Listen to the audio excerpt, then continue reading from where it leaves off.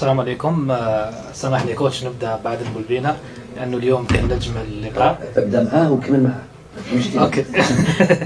عادل، بعد نهايه المباراه ربما احنا نقول لك رسائل بعثوها لي الجماهير الجزائريه بشكل خاص لانك جزائري. يعني اليوم الجزائريين كلهم يفتخروا بعادل بلبينة وما قدموا اليوم عادل بلبينة، خاصه في حضور نجوم كبار مثل كريم بنزيما، نقولوا كانتي. عادل بلبينة كان النجم الاول في هذه المباراه. حابين نعرف شعورك انت بعد هذه يعني بعد تتويجك برجل المباراة وبعد تسجيلك الثلاثية، هاتريك ربما جميل جدا بالنسبة ليك وبالنسبة لنادي تحيل، وماذا بيا حتى المدرب يعطينا يعني شعوره بعد ما شاف عادل يسجل ثلاثية. شكرا.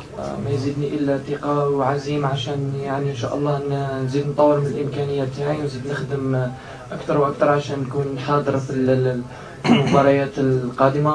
المهم يعني بالنسبه الي انا تحقيق 3 نقاط اللي راح تخلينا يعني ننافسوا يعني ونبقاو يعني ان شاء الله في باش نتأهلوا إن شاء الله للأدوار السابقة. هذا هو الشيء المهم، إنه الفريق اللي يكون يعني في أحسن الأحوال. الحمد لله يعني بالنسبة لي هذه يعني ما هي إلا بداية.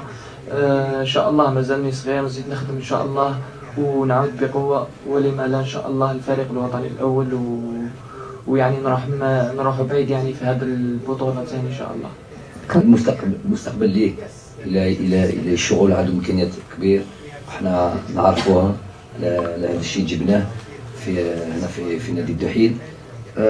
لازم اكيد لازم الشغل ويتحسن، ولكن هو لاعب امكانيات ما شاء الله امكانيات كبير.